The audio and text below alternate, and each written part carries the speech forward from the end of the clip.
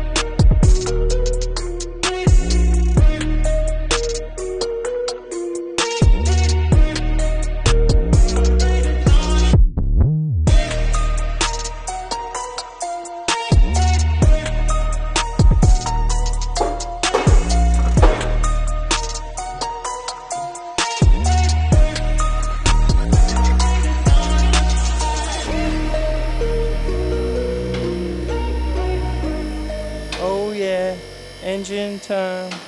I felt like this engine has been away forever, but it was actually a pretty quick turnover time. So for those that don't know, we pulled the engine out of the GTR after dyno day when this fitting at the back, the Raceworks orb, actually bottomed out without pulling tight on the O-ring, and we ended up with an oil leak out the top of the head. So I dropped the engine out to repair that, because obviously you can't do it with the engine in the car. And then, of course, typical Josh things, it snowballed, and we ended up sending it away down to Bullet Engineering, who put like 288 cams in it. So big boy cams. And then also we had them look at the front crank seal, which, as you know, I had heaps of trouble with this year. They sort of just put a different seal in it, and I don't think that's probably going to fix it. And yeah, there was also a thread in the dry sump. One of these threads we had to get redone, helicoiled. So we just sent the whole engine off to get it all done up. Bit of a birthday, checked over all it hasn't done a lot of work, so the bearings and everything were fine. I'm really keen to see what it sounds like with these new cams.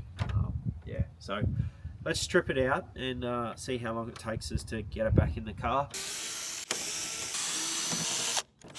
Forgot the main reason we sent the block down and away was to get it fire ringed, so we won't be needing the head gasket anymore, because we could only run about 45 pound of boost before we were going to run into trouble lifting the head.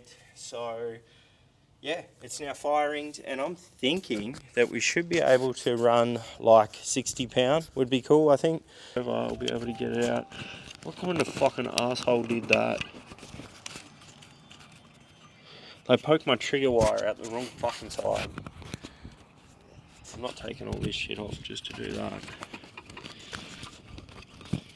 Fuck me. Fuck yeah. Check out that. So we've now got a like a copper head gasket, which has got no gasket sealing effects for that actual block. Whoa!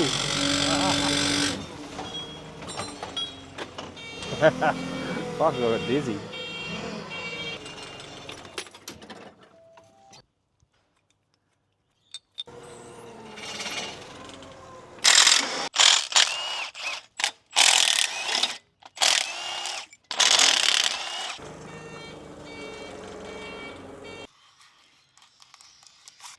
Grease that they supply, the Ultra Torque, it's just on the flange of the bolt. It's not actually on the thread. The thread's got to have Loctite put on it.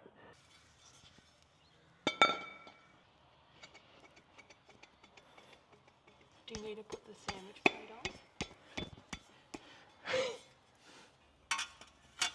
on? Take two.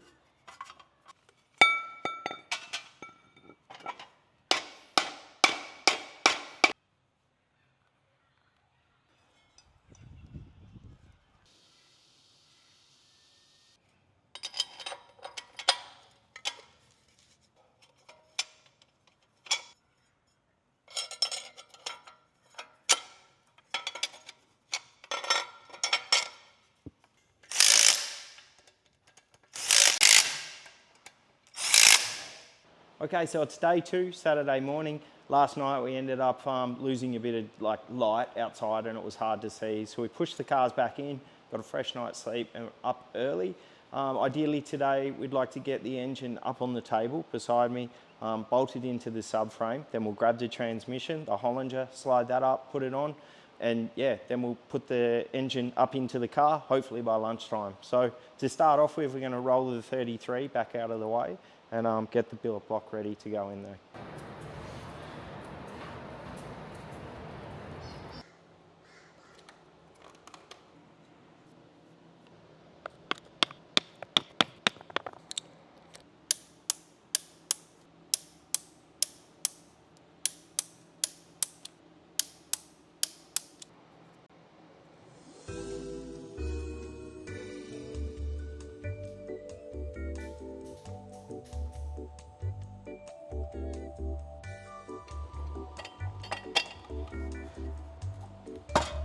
Ooh, like a glove.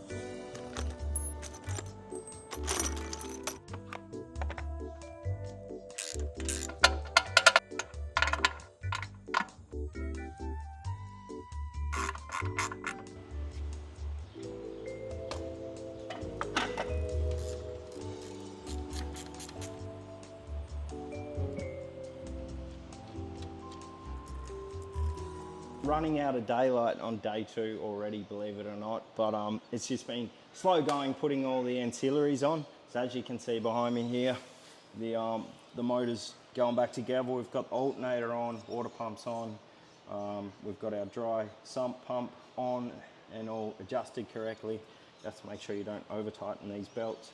Cam belt and everything's obviously on and ready to go. So even this bit just here took me an hour or so. I'm going to put one manifold on tonight before we put the engine in. I haven't decided whether it'll be intake or exhaust. Right now I'm just doing the axle tube.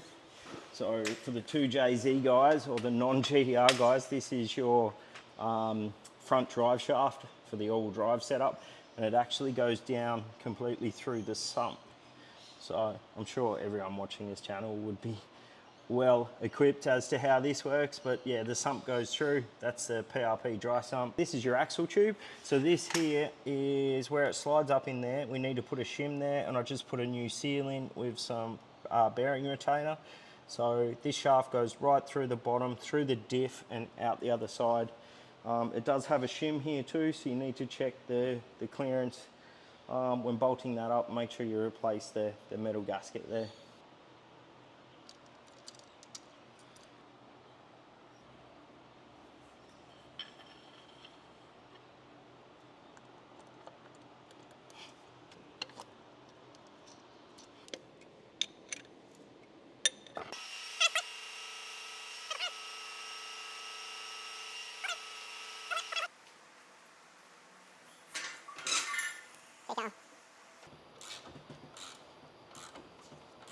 Okay, so we've gone hammer and tongs to get this thing up on the subframe ready to put in the car tonight.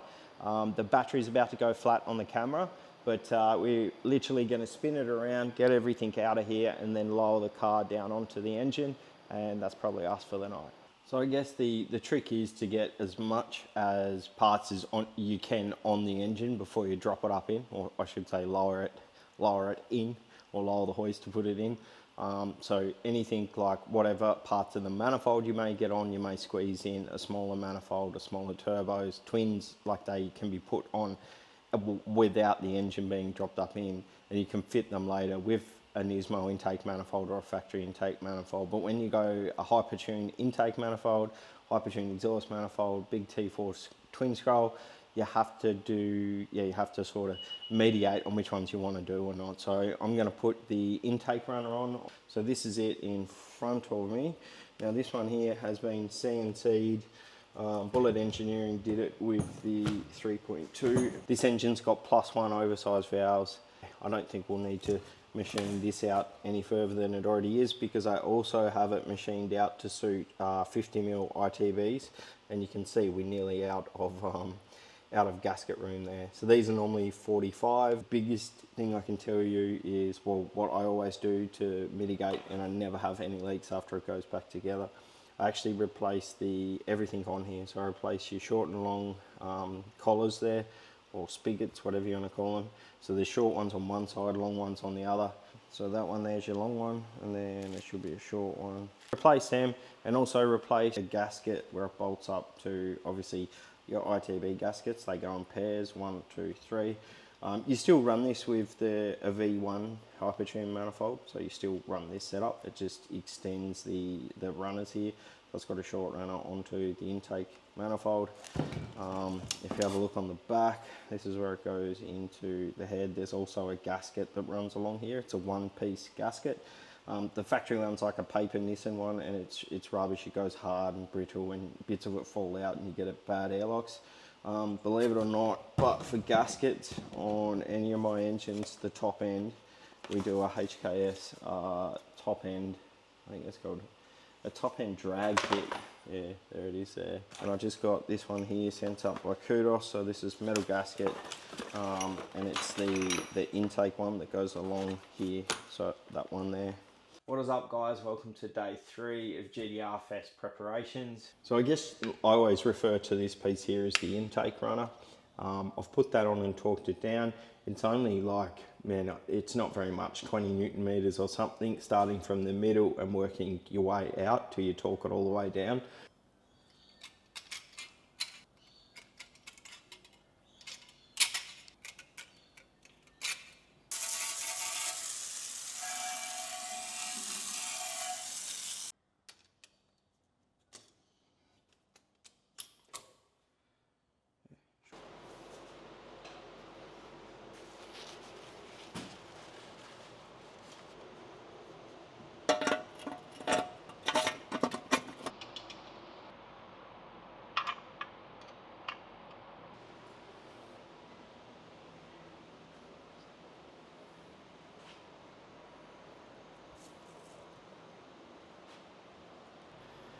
Okay, so these are the quick bits injectors.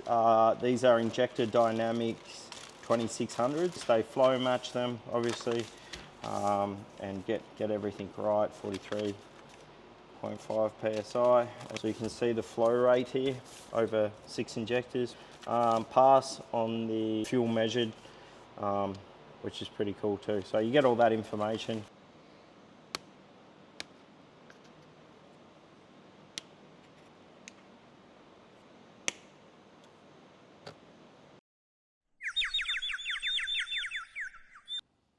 Day 4, a little bit behind today as I've been caught up on the original reason that we dropped the engine out of the car, and that was that the rear head drain was leaking.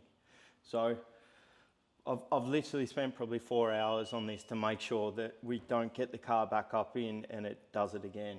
And it's actually, I'll go over it quickly. So it's a high octane rear head drain, which High Octane itself are a really good company. We run a lot of their stuff. And I do like the idea of how small and nimble the head drain is. So the problem we were having was the orb, which I'll find one somewhere. So the orb, this is a -10 orb, and it has an O-ring that seats up in this groove. Well, the Raceworks orbs that I had up in there were bottoming out and then were sort of like pushing the O-ring down and cutting the O-ring. So you either had to do it up so tight that the O-ring split, or you couldn't do it up tight enough that the O-ring would seat properly. So luckily I had a couple of these left over that come with the PRP all-wheel drive sump. The PRP actually machined these up himself, and I found that it pushed the O-ring up in there and it squashed it. So I'm pretty sure we got that sorted. Anything else we've been doing? With the PRP all-wheel drive dry sump, you get a front turbo drain that is specifically for the turbo drain, and you need to run that one. If you do not put anything to this front pump, it will cause issues down in the dry sump. So there's a scavenge pump 1, 2 and 3. So we've actually got 3 spots here. Front one goes for the turbo drain. These two here can either be another turbo drain or the rear head drain. I didn't have my rear head drain down to here, and these two aren't as crucial. I normally run my head drain back at this one, but what we're going to do is we're going to run the head drain all the way up the front and come out of this one, so it actually goes to its own scavenge pump. And then one of these at the back, I'm pretty sure the top one, I'm going to actually help breathe the engine. So we're going to run this back to the catch can. Now every single hose now will be pressed on fittings and BMRS. I love the stuff. So it is expensive, but definitely worth it, especially on a build like this. On a build on that scale, I'd probably use it on that scale too actually, but the other stuff is fine on that sort of scale of build. And also too, it's so interesting, like I have a dash 4 oil supply for the turbo, which is more than enough. When you see dash 4 in a compressed fitting, it is so small, it's tiny, and that's got a sheath on it. That's a true dash 4 fitting size. See how skinny it is? They put sheath on it too. This is done at Motorsport Connections, probably the best place in Australia to send any of your hoses to be made. Well, it's a little bit hard to see, but the coolant drain comes right out of the turbo on that side of the engine. It comes around the back of the head, and then we run it up to here, which is the bottom of your water runner on your factory intake manifold.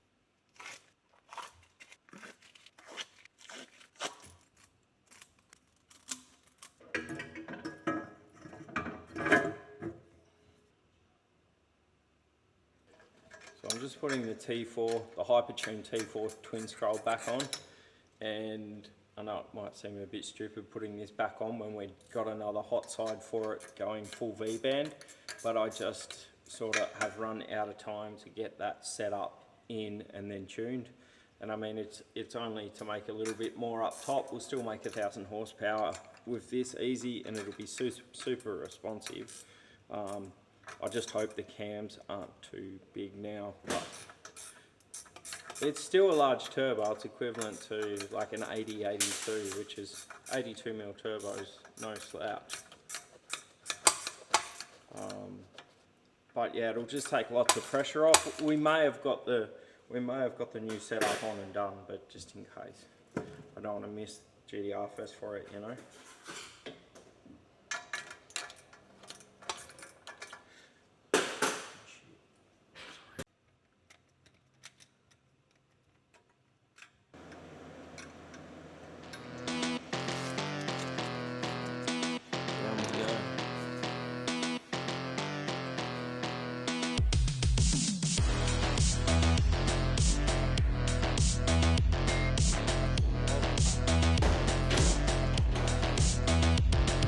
Finally making good headway with the car.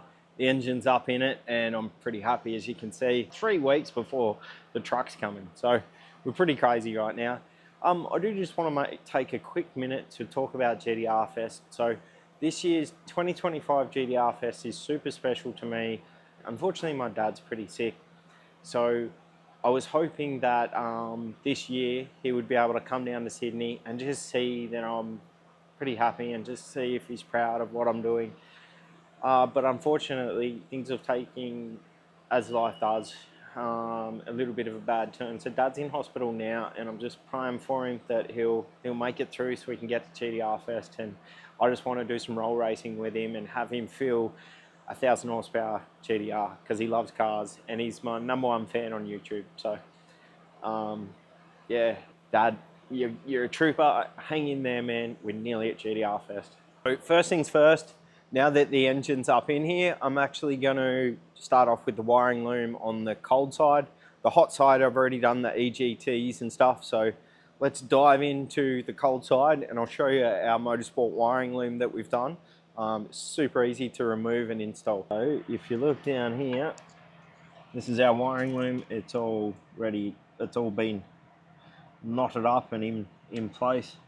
It's all got heat shrink and everything on it. It's all in Raycam, so thanks to Mitch from Zolly Motorsport for making this loom. So all I have to do is just hook all these up. Super easy. On the top side is another loom that I've had done. PT Motorsport sorted me out with a full Siemens injector. Let's plug and play some shit in. Yeah, got some goodies from the boys. This should be enough to get the 32 back up and running.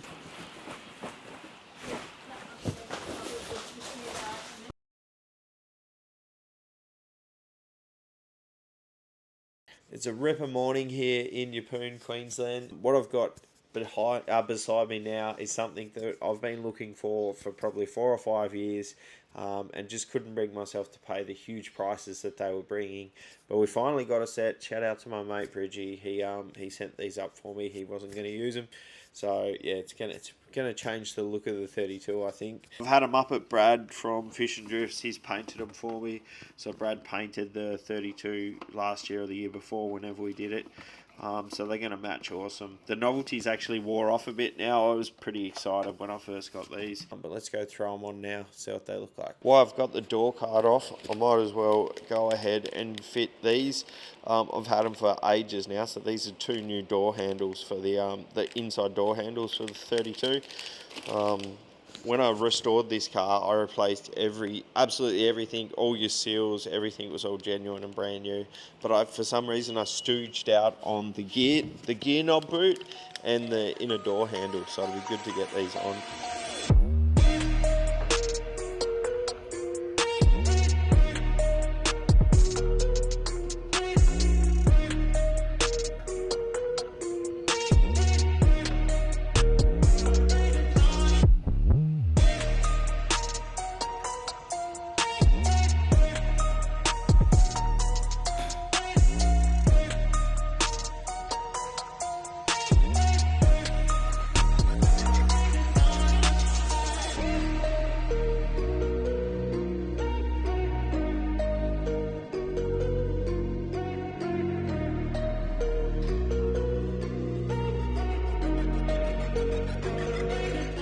How sick are Ganador mirrors? Pictures don't do it justice. You should see it in real life. It looks insane. The 32 is nearly back together, so I'm planning on getting it together as soon as I can. It's got to go back on the dyno with Sean from Ramsdale Racing just to tidy everything up. And then we'll be back on the 33. So hopefully next episode we may have 2 GTRs running and starting and go for a good drive. Thanks for watching. I enjoyed this episode and I hope you did too.